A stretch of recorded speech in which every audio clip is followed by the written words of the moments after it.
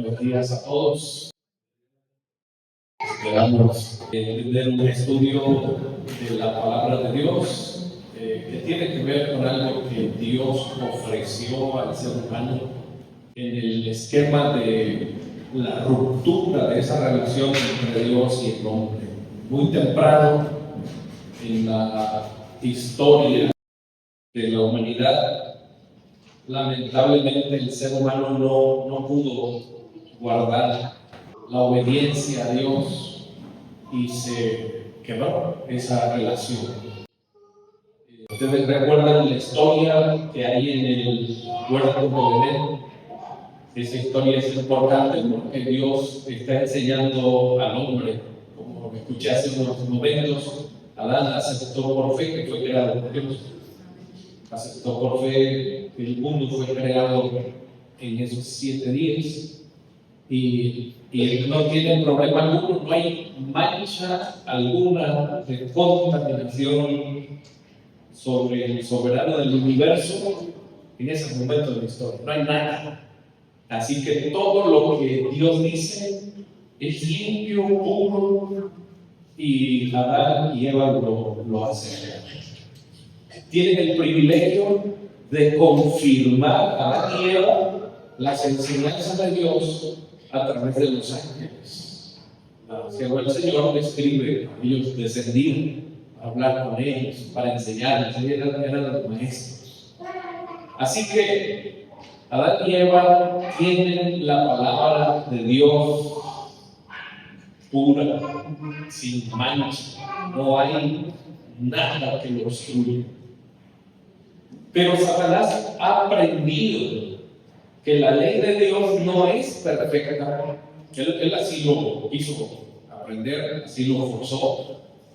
Y aprendió que cuando se coloca duda sobre lo que Dios dice, el ser humano tiene un déficit, si es que así lo quiere, en el tema de cuál es la verdad, de distinguir la verdad. Cuando él inyecta, déjenme usar ese término, duda en lo que Dios dice, el ser humano entonces le va a parecer que si busca un color azul lo encuentra en la palabra de Dios, porque hay una duda que lo va a mover a buscar soluciones. Que si él quiere encontrar rojo en la palabra de Dios, lo va a encontrar. Que si él se mueve a buscar mentira en la palabra de Dios, el hombre lo va a encontrar. Todo lo que quiere el ser humano encontrar en la Biblia, lo va a encontrar. Porque cuando esa duda que mete Satanás en el aire, por así decirlo, porque queda ahí, la palabra de Dios no se afecta con absolutamente nada. La palabra de Dios es pura, sin mancha, y así será siempre.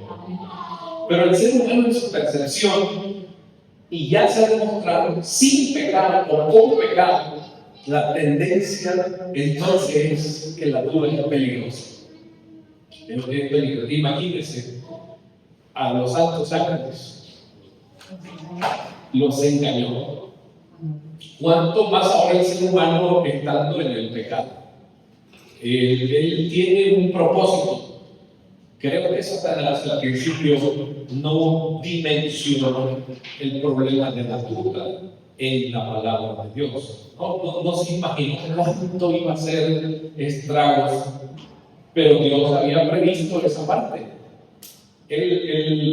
Dios siempre hace algo no por casualidad. En el poema del ser humano, algunos le llaman el gran artista, pero tiene más que eso. Así que ahora el ser humano va a probar la palabra de Dios. Y me refiero, Dios dijo que no comiéramos del fruto, de ese fruto, ni lo tocamos. Porque el día que de él comiences, ciertamente morirás. La serpiente dice, no moriréis. Dios dice, vas a morir. ¿Cómo? Pero la serpiente dice, no moriré, y se desata la duda. ¿Quién dice la verdad? Y miren, le voy a decir algo, en la palabra de Dios se habla una sola vez la verdad. Y fue expresada. En la mentira se habla una vez para decir no, salga veneno por dentro. Pues lo que hizo Satanás. Dice, no moriréis. Por el que tenemos el relato que él dijo, mira, yo comí y ahora tengo hasta la facilidad de hablar. No me mueras, es que Dios sabe. Y ahí viene otro tema importante que les dice, si ustedes comen, van a ser como Dios, o como Dios, conocedores del bien y del mal. Adán y Eva estaban en el estatus, oiga, perfecto, sí, recién salidos del horno, por así decirlo, ¿verdad? Estaban bien, pero ellos anhelaban, por lo que se deduce, llegar a ese esquema de los ángeles, llegar a un esquema, a un nivel superior, todavía un poco más. El ser humano, pues a veces no se cansa de ser lo que es hasta que logra más cosas. El afán de conquistar parece que está centralizado en la mente que no tiene Dios. Me refiero a conquistar otras cosas diferentes que no le han sido permitidas. Así que usted allí en esta introducción mira que la duda es algo tremendo. Así que se va a perder algo que el ser humano iba a tener por siempre, no morir, no morir. Él no iba a conocer la muerte. Iba a ser una experiencia diferente, parecida a la de los ángeles. Y yo creo que una experiencia muy cercana con el Creador del universo. Muy, muy cercana. Pero ahí viene el problema. El hombre cometió la falta y entonces muere. Imagínense la gravedad del pecado. Guay dice que ninguna hoja de los árboles cae. Cuando cae la primera, tienen la sensación de dolor, como cuando un hombre, una mujer pierde un ser querido. Así, cuando cae una hoja, ellos sienten un dolor raro, porque nunca había caído una hoja. Con el paso del tiempo, Adán y Eva ven maldad sobre la tierra y ahora ellos sí quieren aferrarse a esa otra cosa que se llama muerte. Ahora sí, Adán dice ya, mejor quiero morir.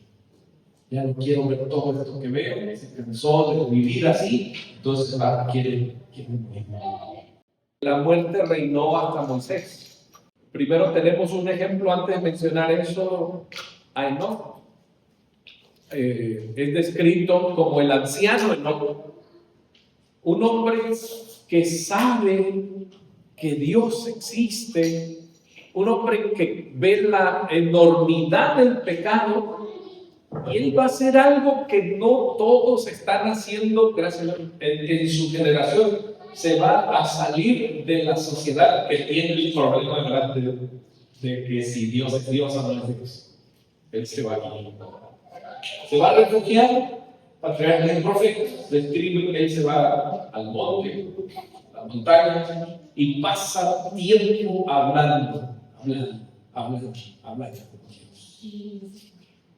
Esa decisión de Enoc de sí trabajar su tierra, de sí cumplir con lo que una familia tiene que tener, provisiones, alimentos, etc., pero trasciende a esa responsabilidad y se conecta con Dios. La Biblia, a través de Moisés, solamente le llamó eso caminar con Dios. Comenzó a caminar con Dios. Y ahí va a suceder algo interesante. Lo trasladan y se enfatiza esa oración sin ver, ¿qué dice? La muerte. Lo trasladan sin ver la muerte. Muchos lo buscaron, pero no lo hallaron. Yo no sé hasta cuándo esa generación se dio cuenta o supo que había sido trasladado al cielo. Cuando pasaron los años, Moisés es el que escribe y se dice, sí, se trasladó sin ver la muerte. Y es interesante esa parte.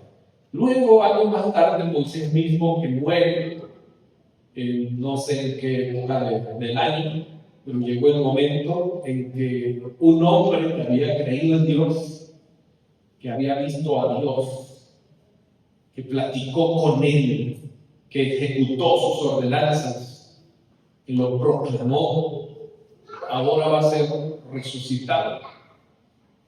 Y en esa resurrección es enviado uno, que la Biblia lo llama el arcángel Miguel. En Judas se describe un poco esa situación, donde Satanás ahora no está hablando con el ser humano, está hablando con el Hijo de Dios. Le está argumentando que él no merece la vida, que él no debe resucitar. Se está estorbando el camino, pero el Hijo de Dios tiene una misión que no va a ser estorbada. Por eso les decía, cuando Dios habla, a veces va a hablar una sola vez y ya. Y si el hombre no entendió la explicación que va a dar Dios, le puede ser enredosa la comprensión del ser humano hasta que el tiempo llegue cuando es necesario entender la palabra. Entonces, Miguel le dice, Jehová te reprenda. Jehová te reprenda. Él es el que va a decir, yo vengo a darle vida a este hombre y lo resucita. Eso dice la Escritura, hasta Moisés reinó la muerte. No hay evidencia de que alguien más resucitó. Entonces resucita Moisés. Qué privilegio para Moisés, ¿no? Resucitar. Y después decirle a Moisés, te voy a explicar el trayecto de la tierra a donde vas. Es un viaje de, no sé si el instante o algunos días, como de Apocalipsis, pero allá vas a estar. Llega y encuentra ahora a alguien que no murió. Y entonces él dice, yo soy tataranieto de, no sé si se decía eso, de Adán. Y él dijo, yo creí en ese Dios del que tú meditabas y él nos trajo aquí. Aquí estamos. Y ellos, en tal vez ese diálogo, pues miran al pueblo que porta la palabra de Dios.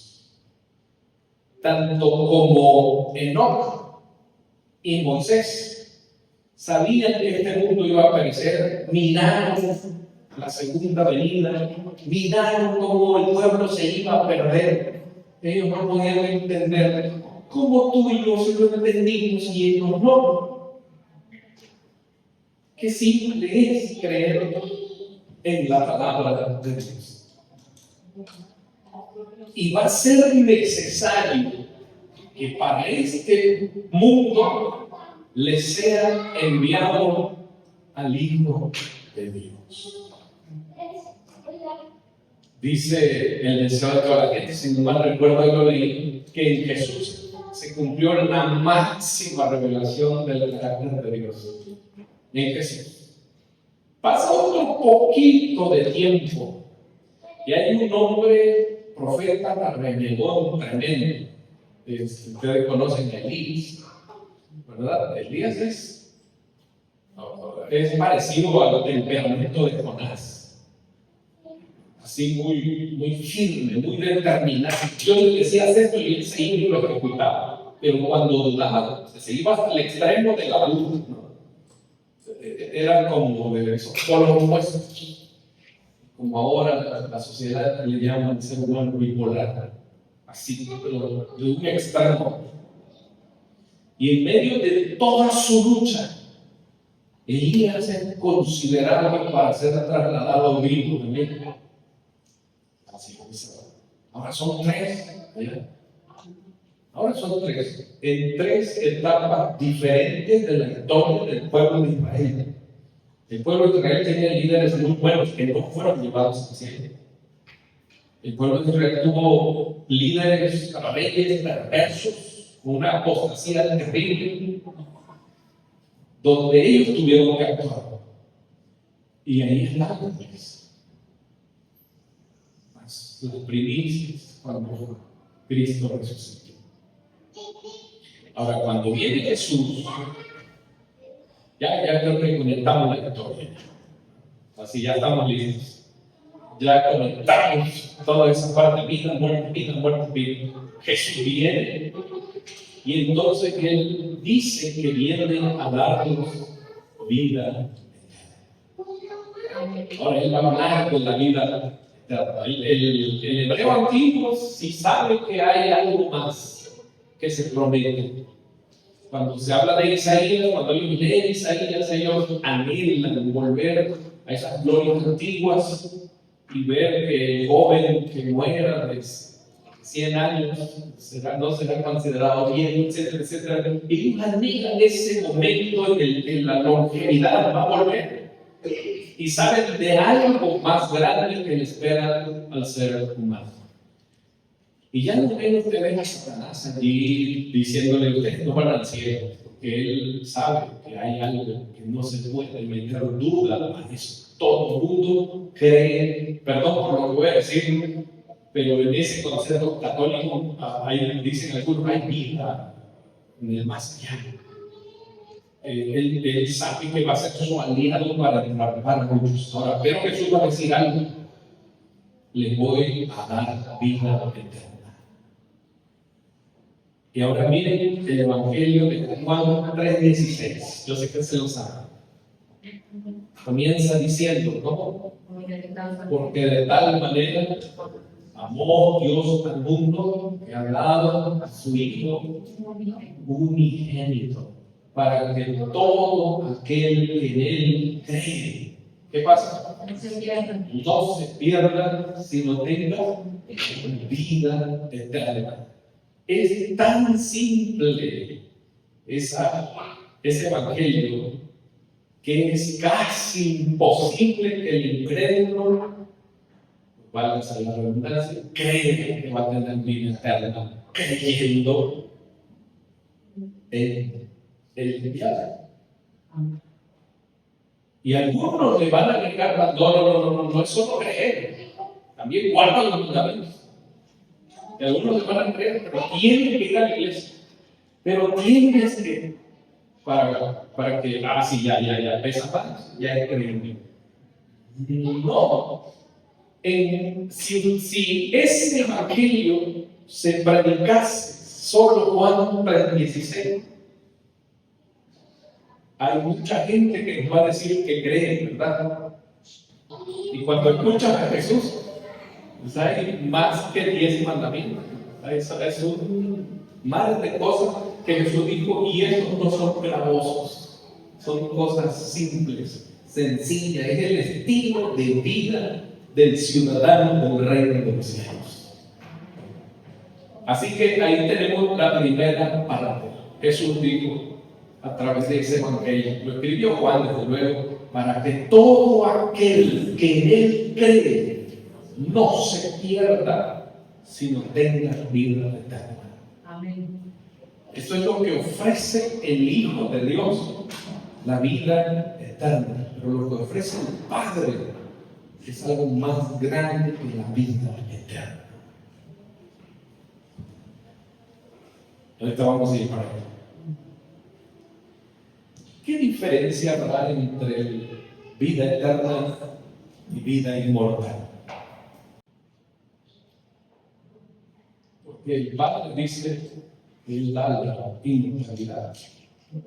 Pablo habla de que cuando resucitemos, seremos ahora inmortales.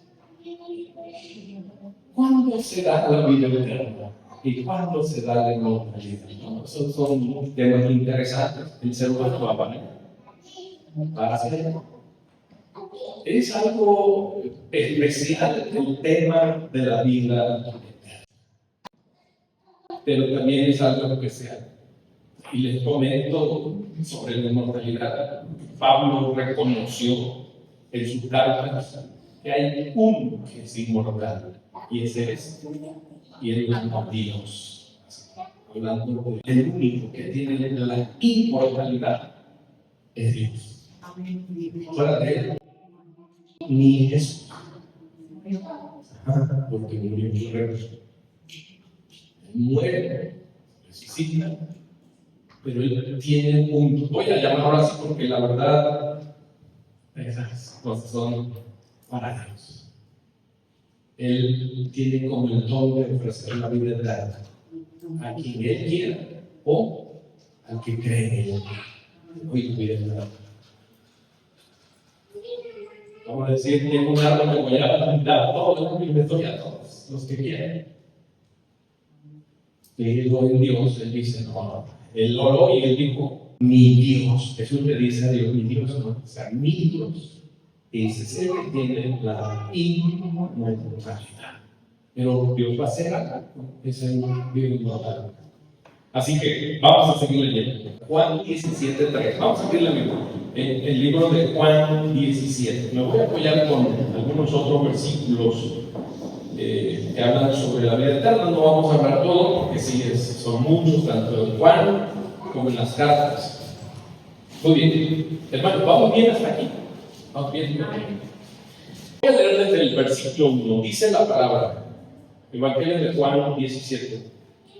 Estas cosas habló Jesús, y levantando los ojos al cielo, le dijo, Padre, la hora ha llegado. Glorifica a tu Hijo, para que también tu Hijo te glorifique a ti. Como le has dado potestad sobre toda carne, para que dé vida eterna a todos los que le diste. ¿Verdad?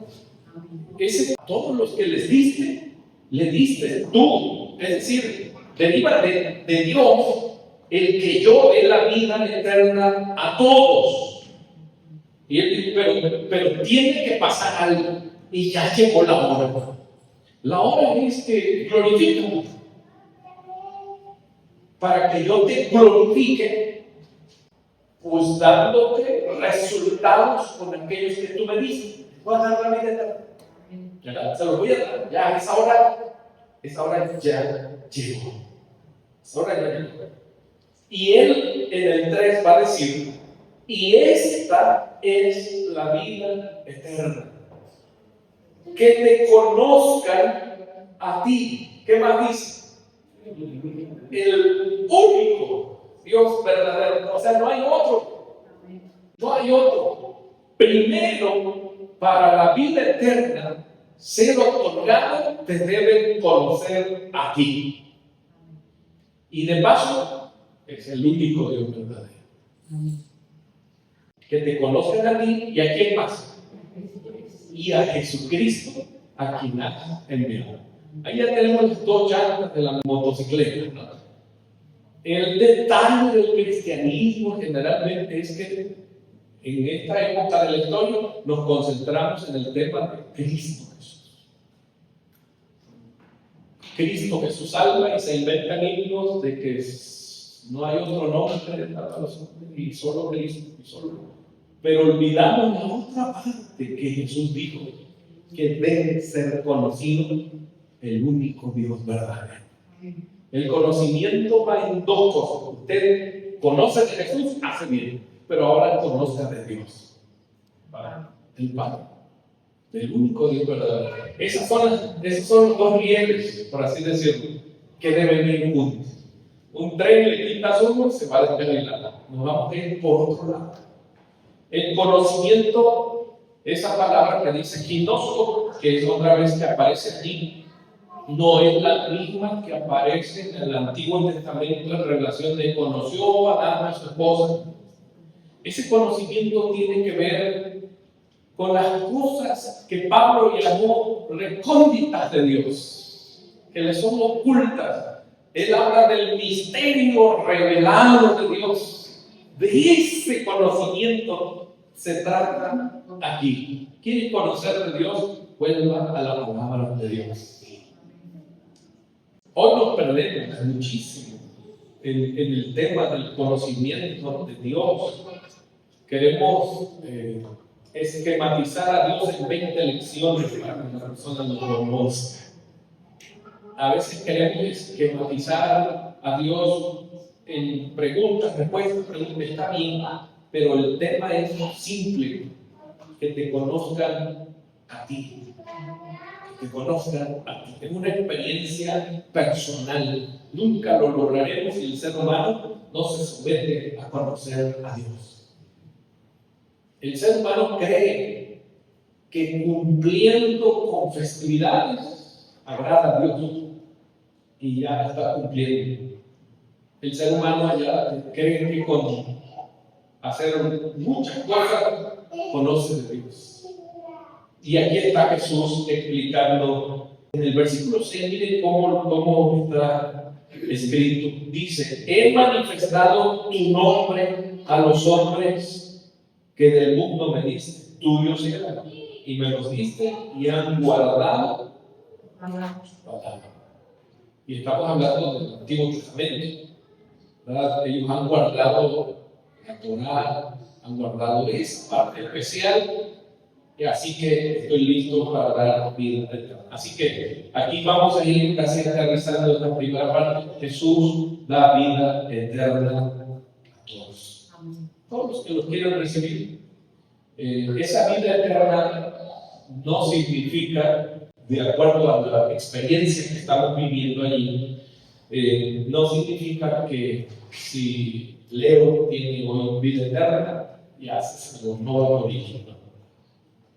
La vida eterna es algo interesante.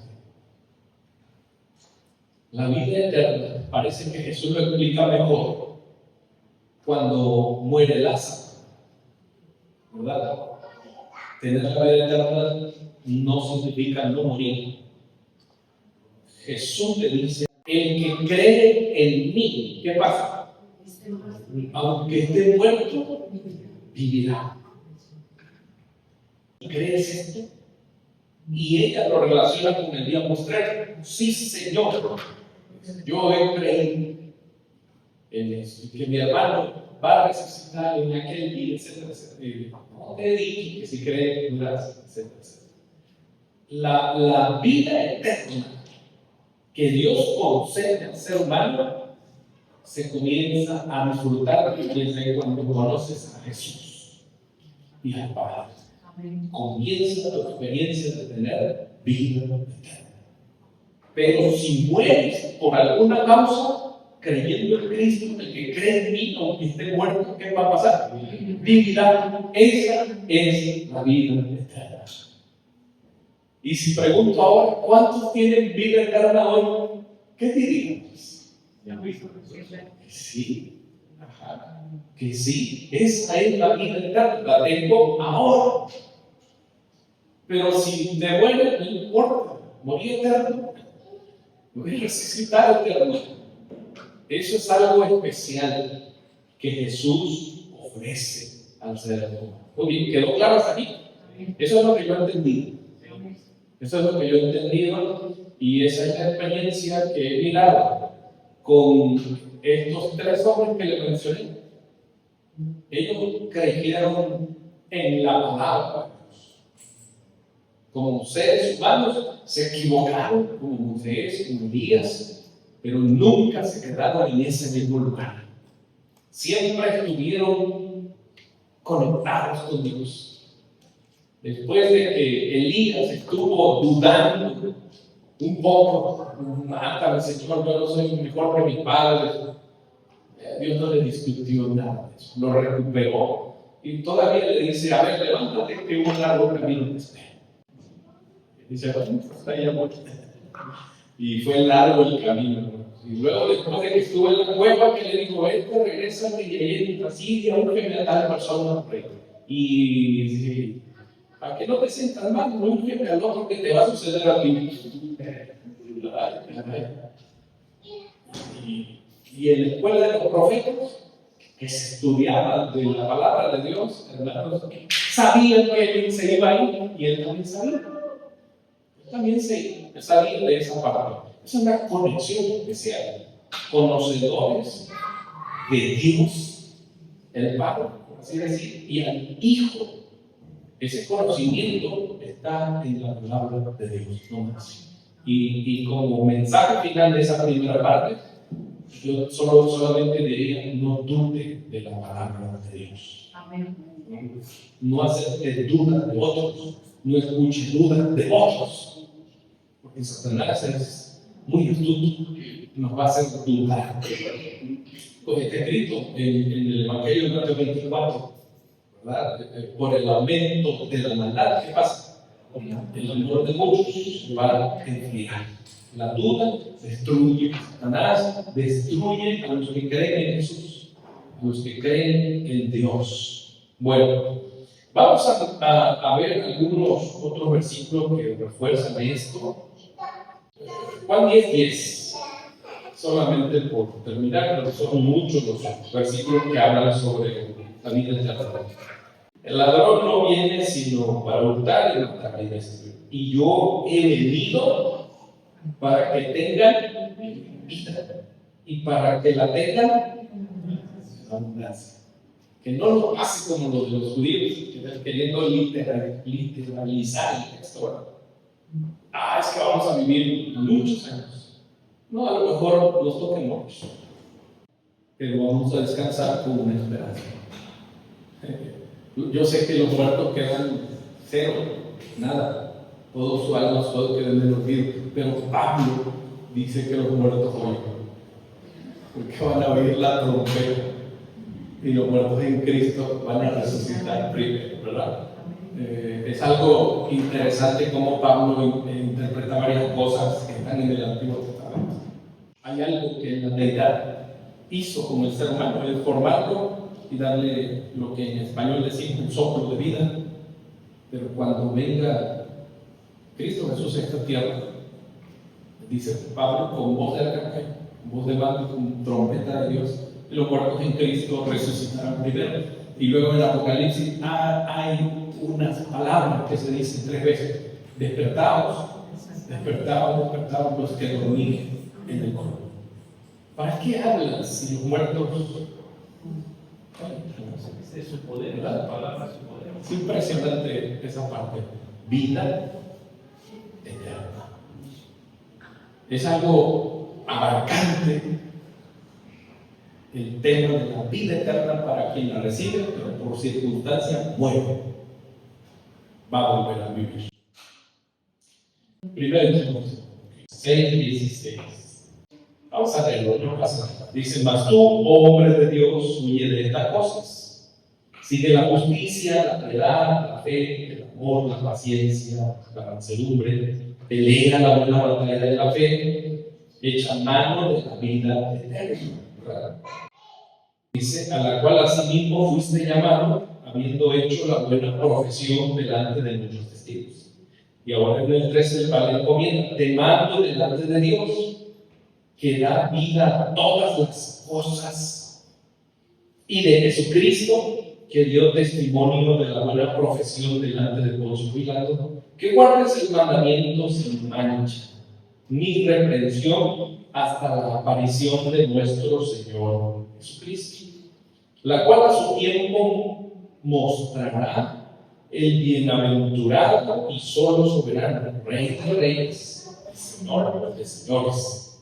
Ahora ven cómo dice aquí: el único que tiene, que dice, inmortalidad, que habita en luz inaccesible, a quien ninguno de los hombres ha visto ni puede ver, al cual será la honra, el imperio sempiterno.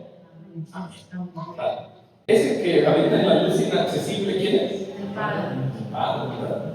Si no me recuerdo, Ezequiel es el que lo ve sentado en un trono con llamas, etcétera, etcétera, y tiene debajo de su trono a los querubines, que los describen en ciertas formas, con fuego, pero cuando el que está sentado habla, se oye como de un ejército en guerra, como las olas de muchas aguas, su voz es poderosa.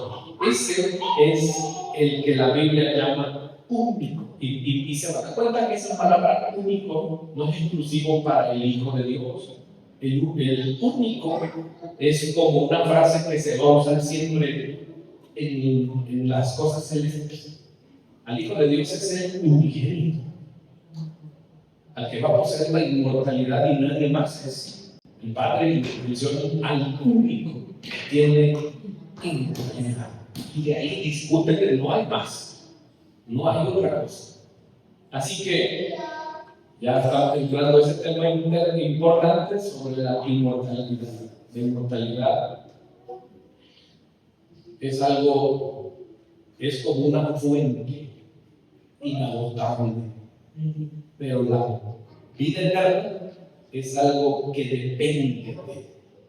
El ser humano tiene vida eterna mientras cree en el Padre y en el Hijo. Deja de creer en uno de los dos, no hay vida. Deja de creer en los dos, pero no hay vida eterna. Adán y Eva estaban condicionados, dice la palabra, inspirada por la obediencia. Ellos hubiesen obedecido, se iba a prolongar esa palabra.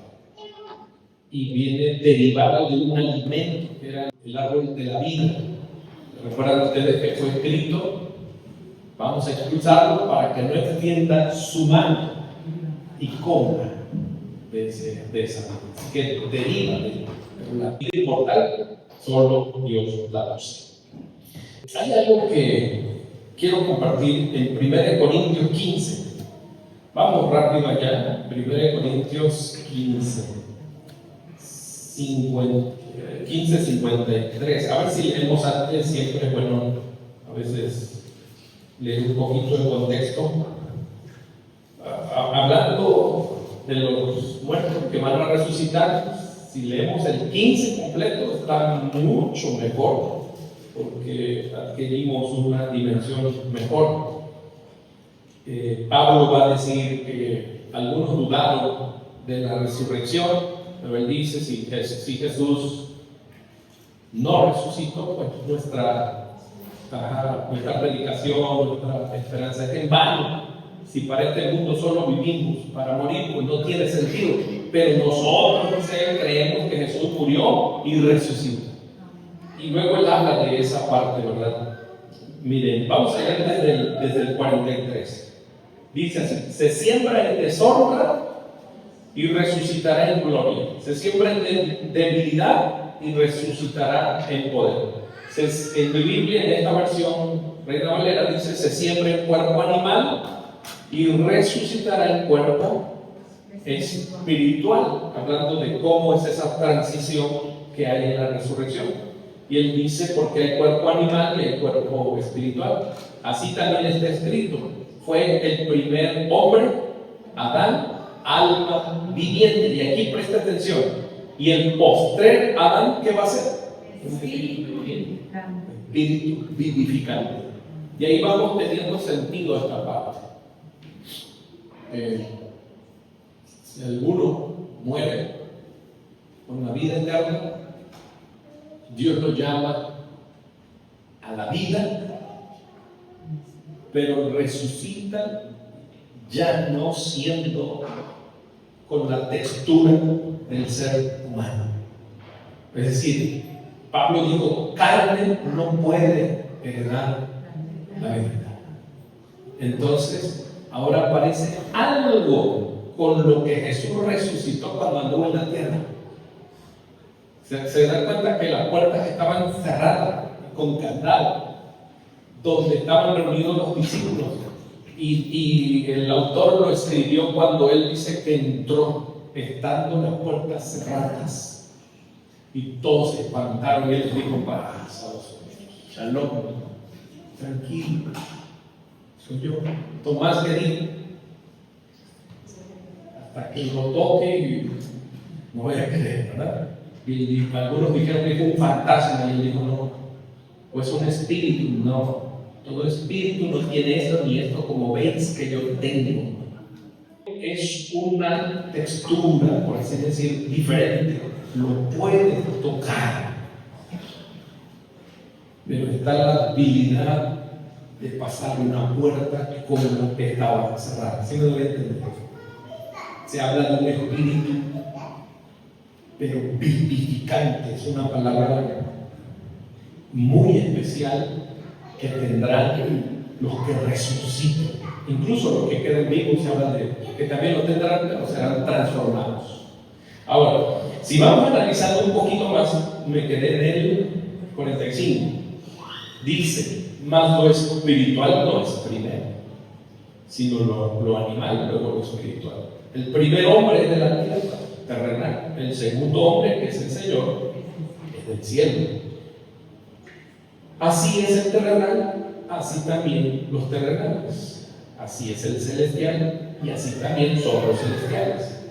Y así como hemos traído la imagen terrenal, traeremos también la imagen del celestial.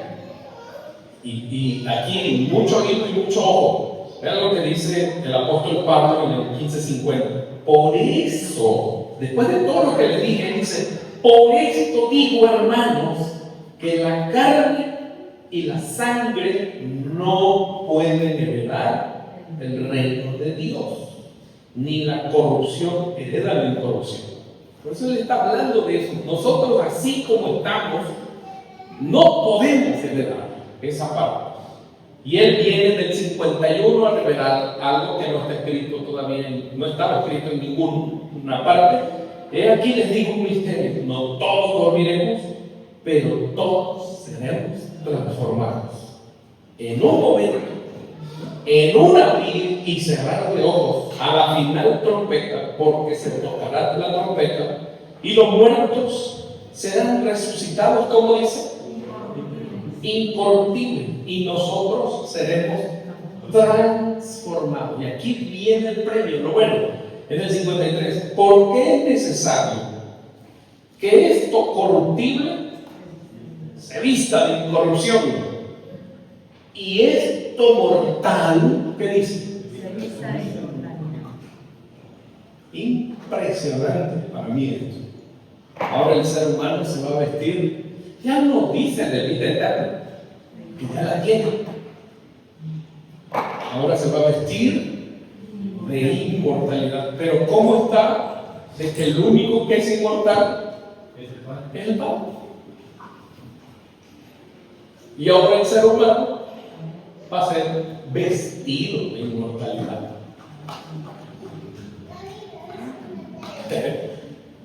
Es algo muy bonito, hermanos, creer en Dios. Ahora se da cuenta, Satanás es lo que no tiene, y es lo que él quiso tener de Dios.